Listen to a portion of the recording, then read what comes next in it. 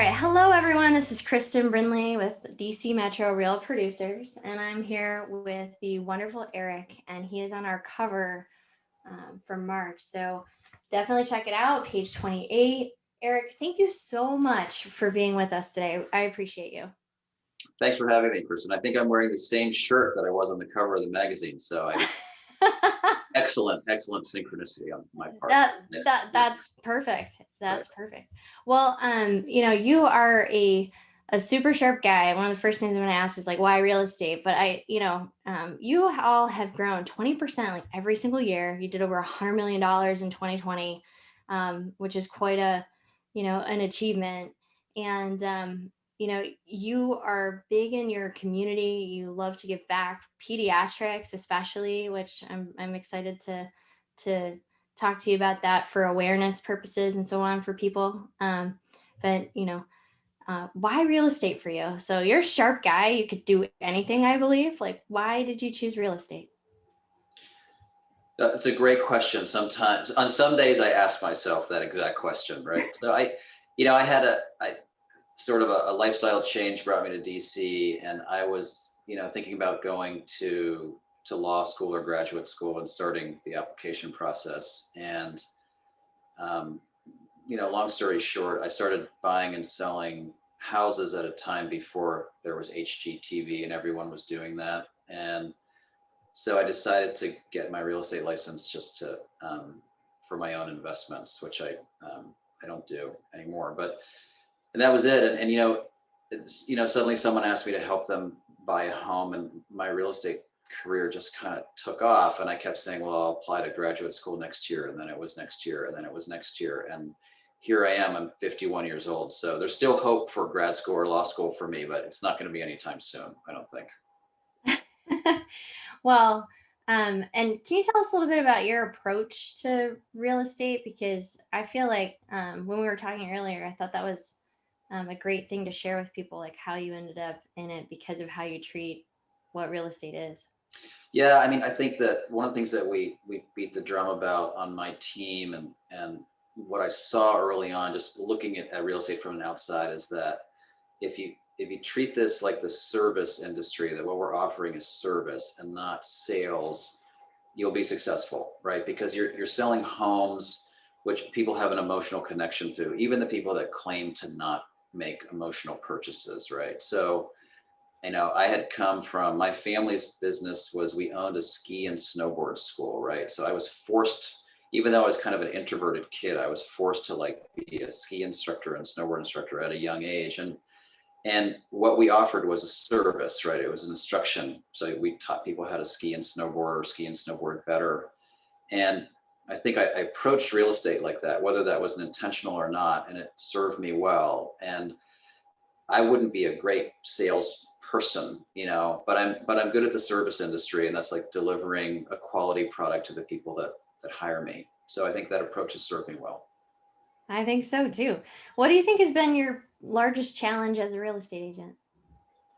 I think most of us who are successful, even if we have systems and things in place, it's the kind of being on call all the time, whether or not we admit it. And I don't mind it. Like I said in my article, like I kind of like this unstructured life. I am working all the time. I'm also playing with my kids all the time and talking to my friends all the time. So I don't have this sort of structured sort of work day where I go to work 9 to 5 from Monday to Friday. I'm sort of always working and also taking time off. So for me, that has served well. I have agents on my team that do it very differently. They're very structured, and I think it's a personality type, but it's a challenge, and it's also a blessing, I think, too. I can also get a haircut on a Tuesday at 2 p.m., get my oil changed on Thursday at 10 a.m. So, there are good parts about it as well. Absolutely. So, what's been most rewarding for you, do you feel?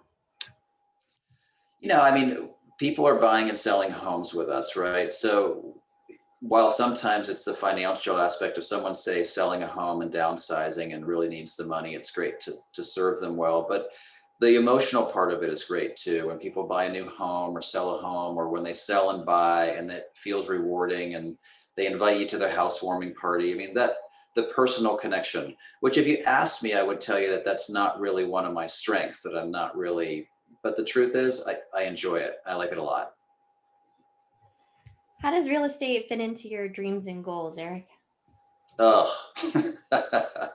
well, I'll tell you one of the challenges of real estate, something that no one told me, when I got into it, is that when you decide to get into real estate, that you are tying yourself to a geographic location, right? And I think that for many years, I lived my previous life, I got to travel around the world and ski through all through different continents and areas. And I really enjoyed that. And well, I don't know if you know this or not, but the skiing in the DC metro area isn't like the best. It's fine. But, so I have had to come to sort of join other organizations and look for other activities that I enjoy. So I'm here for a while, and I've had to make some changes in the things that I appreciate and enjoy.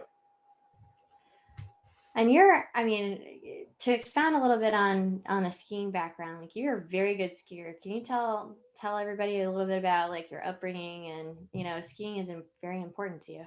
Yeah. Well, it was, in a previous life, my parents met, they owned ski businesses. I was raised in the ski industry. I didn't even know that there were people that existed in the world that didn't ski until I went to kindergarten. So, um, our family, our culture, I was sort of raised in my parents' ski school, like in the 70s and early 80s, which was just a fun time to be in that business. And it's a culture that I still like, sort of the mountain and ski culture. I was raised in a very counterculture environment, which I like too. Um, and yeah, like after college, I just decided that I really wasn't ready to grow up yet. So I got jobs sort of skiing around the world, training ski instructors. And in my free time, I would climb mountains and ski them. And I loved it, really enjoyed it. Now I have kids and I'm sort of tied to my career, but I'm happy to have had that experience. And I really enjoy it. And now if I ski, I'm just a recreational skier like everybody else who goes skiing with their kids on the weekend. I think you're kind of modest. I have a feeling that your skiing and my skiing would look very different. Um, can you define success for us? What does success mean to you, Erich? But this is a great quote that I have from my father. My father, who's a Viennese Austrian, right? It's kind of a different breed. He says success is when you never have to wear a necktie and you can take a nap whenever you like. So I have not achieved that level of success, right? I don't know. I think we have to be careful of what success is. If I get too caught up in what is financial success in our Western society, it's never enough, right? So I think success, there can be on many levels. Like I want to be available to my family, to my kids, to be a good father, to be a good husband, to be active in my community and be an approachable person who people feel like they have time to reach. Professionally, I think about, as we have sort of a growing team of agents on my team, to be someone who's available to them, to lift them in their careers. So I think there are a lot of definitions of success, but I think we have to look outside of ourselves to really find that definition. How are we viewed by people that aren't in our inner circle? When we're gone, I mean, that's what's left behind. That's the legacy, right? 100% legacy and impact, legacy and impact. Tell us about your family a little bit more. You have two adorable kids. Like, tell us about your family. I do. Yeah, I really got a late start in being a father. I thought I would be a bachelor forever until I met my wife, Amanda, and, changed my mind. I'm not a young father. I'm 51 years old with an 8 and a 6-year old. And it's great. I have two young boys, Max and Brooks. We had some challenges with health with Brooks. Brooks was diagnosed with pediatric cancer, lymphoma, when he was 17 months, and he had a 3.5-year battle. Things look good right now. If he makes it until August with clean blood work, which we certainly hope, he'll be considered cured. So that's where we are. That was it was a tough challenge, and we feel about the impact on our older son too, what that was like, right? Having to give all that extra attention and time to Brooks. So it was, people will ask you like, how did you ever go through that? How did you, and I would feel the same way if I were asking someone else, but you go through it, you deal with it, and And we're really blessed that Brooks, is still with us. Many of his friends, many of the kids that he was in the trenches with haven't made it, so we're really lucky. And my wife and I stay really involved with sort of research for pediatric cancers and all the agencies that support families and kids that are struggling, and suffering from pediatric cancers. We love Make-A-Wish. We love the Leukemia Lymphoma Society, Children's Hospital here, the NIH, and Children's Oncology Group, which is a great organization that people don't know enough about. And the COG, or Children's Oncology Group, they don't do a good job really asking for money, but they're on the front lines of doing direct research for pediatric cancers, which are different than adult cancers and need independent research. That makes a lot of sense to me. I'm personally a survivor, and something that I noticed in the chemo room, especially, it was hard enough with all the adults around me, but I would often wonder if I was, thankful that there weren't the kids right there, because it just tears my heart out. Like, I've been to a couple, wards where there's children, and that's a different animal emotionally too, it feels like. Yeah. Well, I'm glad, and we all cross our fingers for Brooks, and yeah. Thanks, Kristen. Thank you. And for you. Thank you. We appreciate all cancer survivors and know what you've been through. Tell us about like what you're currently learning. And I mean, you just added 5 members to your team this past year. Like, you have a lot going on. Like, what are you currently focused on learning? So as my team has grown, like, I've really realized that what I love is being a ski instructor again, but with real estate agents, to lift other people, help them succeed in their careers, and to move my team in that direction has been most rewarding to me. And I still love the job of selling real estate, and I plan to do it actively for at least another probably 10 years. Again, I got a late start, and I always joke that I took my retirement from college graduation until my early 30s, and now I have to work until I'm 80, which I do gladly and thankfully. But I really enjoy that. So I'm realizing that being a mentor, being a person who helps other people grow their business, has been rewarding to me, and what I want to do long term moving forward. Wonderful. So what about interests and hobbies? So what have you been working on? So instead of skiing in the greater DC area, like, do you guys have some interests and hobbies either as a family or for yourself that you like to do? We do. Well, the kids they're kind of typical kids, age 6 and 8. So they do sports, and my son is learning how to play the guitar. My younger son really likes art. So we do a lot of art classes and things. And together, we live sort of really close to the Potomac River. We love our little community here. We belong to this little place called the Sycamore Island Club, which is this really cool island that's in the Potomac River. And, there are canoes and kayaks and stand-up paddle boards there. You can actually swim in the river there too, when the bacteria count isn't too high. So those things, and just being part of our community where we are, we're close to the C&O Canal, close to those things, biking and hiking and being around. We love the outdoors. I think both my wife and I come from outdoor families. Are there any educational classes, books, or quotes or things that have truly inspired you, or mentors that you'd want to mention? I think all the managers that I've worked for in real estate have definitely had a direct impact on my career. And when I got into real estate, I wasn't sure I was going to be a real estate agent. I think only recently have I kind of thrown in the towel. I'm like, well, I guess this is what it is. This is what we're doing, So I'd start with like Dorothy Heyman was sort of one of my earlier mentors, and she was great. I'm going to miss someone if I do this, of course, right? Rodney Bennett also, and then Joy Liberty, and I'm forgetting Brenda Small, and then Kevin McDuffie at Coldwell Banker, and then Holly Worthington, who is our current who would be a great person for you to interview, by the way. I mean, she's just a wealth of knowledge, has been in the industry forever, and has been a manager of real estate agents forever. I And like her. She's a cancer survivor too, and she is, she's a she is, fantastic person. Yeah. yeah. And a manager who's always available to her agents, and she oversees a lot of agents. So terrific. I have always leaned on my managers and leaned on the expertise of others. You know, when I competed in ski racing, you learn to have a coach and rely on the coach to make you better. And I think that hopefully I'll always feel like that I'm still teachable and I still have a lot to learn, right? And you know, anyone who's successful generally says that. If I think I get to a point where I'm not teachable, it's probably time to start something new.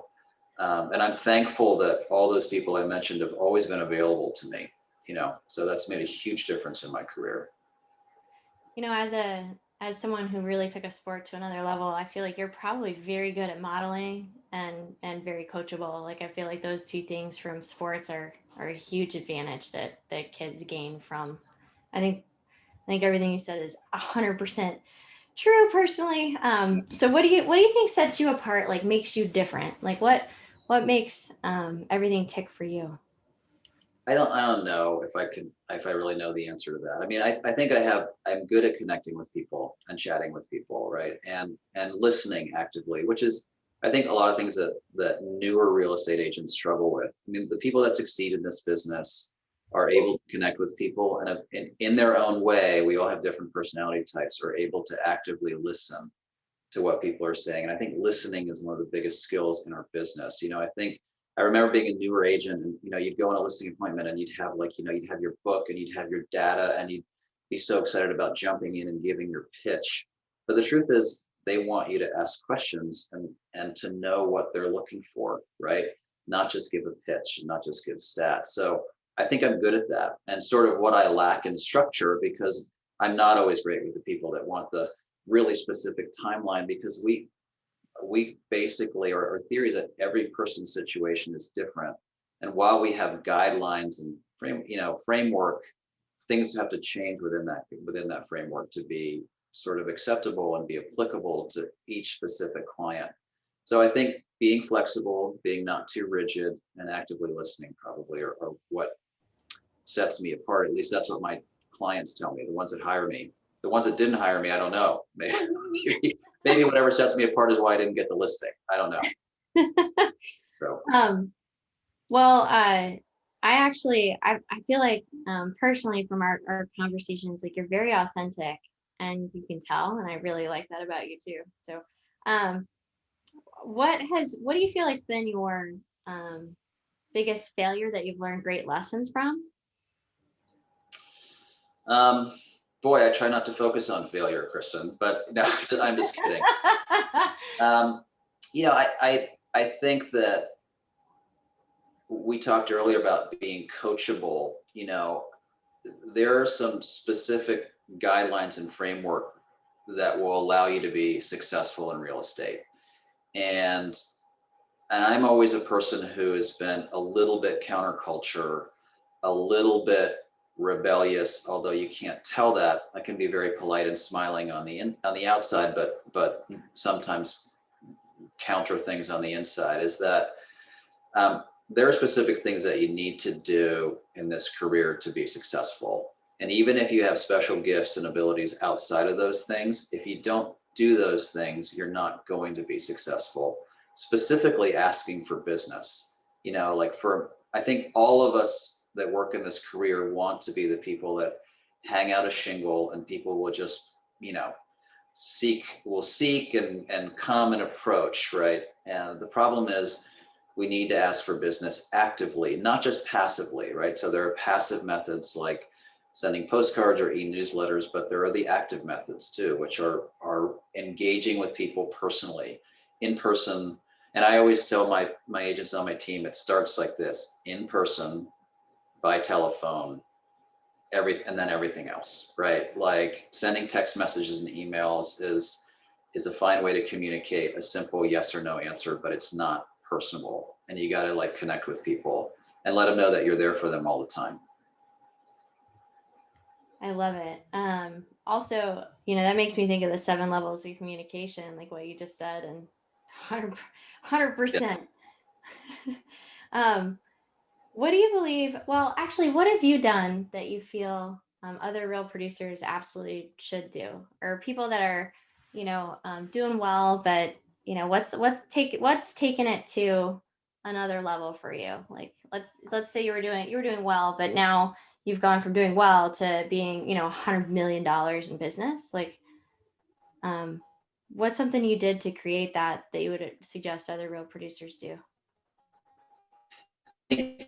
Patience, I that's something that I struggle with, right? I mean, there were many years where I did a lot of start and stop things with, farming and prospecting where I wasn't getting immediate results. So I'd have to stop and restart and to continue to remember that the things that you do now are going to pay dividends in the future. I mean, every now and then you send out a postcard, you get somebody calls you right away, but that's not normal. So, to continue to do the right thing, to work hard, to do those things that you need to do, and that it will pay dividends in the future. And I will tell you, you're talking to someone who is not a patient person, right? And that's something I have to remind myself daily. Um, so, sign of providing good service, reaching out to people and touching people consistently and know that it's going to pay back. And not worry about the immediate results. Markets are going to come and go. And this is something that I have to remind myself on a daily basis too. All of us have times when our business is really hot and maybe we're busy when others are not. There are times when our business might be slower than those around us, is like not to pay attention to that noise and keep doing the things that we need to do that'll bring us future business, which is taking care of people and reaching out to people. Thank you. Um, you just made me think of one of my favorite sayings that I've heard is comparison is the killer of joy. Um, I remind myself all the time that my backstage, comparing it to other people's front stage, maybe isn't a great idea. Sure. Yeah. um, what do you want to be remembered for, Eric? I mean, I hope that I'm always remembered as someone who was available and was of service and was helpful, uh, and was kind, which I'm not always. It's a weakness of mine, right? So a person who is, especially, um, certainly by the people on my team that I mentor directly, but also other people in the real estate community and then people in my community in general, right? I think about the people who have had the biggest impact on my lives, and I'm not talking about professionally. They were people that were available, right? And were available for a chat or to take a phone call or to have lunch or to cook a meal. And that's what hopefully we all want to be remembered by, right? Absolutely. Um, I think from something you just said, I think kindness is only available in some ways to people who are very aware. Yeah. I feel like you're pretty aware. So um, I Some days for sure. well, is there anything else you'd like to convey to our real producers? No, I just wish, I know that it's a tough time. It's a grind out there right now. So I hope everybody's doing okay and know that things will normalize eventually, and make sure you're nice to each other, because pretty soon, before you know it, our listings are going to be sitting for a year before they sell, and we're going to need each other to get them sold. So certainly appreciate all the things that all real estate agents are doing right now. We are an underappreciated service industry. We just are, right? People think we make too much money and that we don't work hard, but all the people that are in the community, I know what you're doing. We know the grind. So that's it, really. Right. So thank you so much, Erich Cabe, for being with us today. Really appreciate you.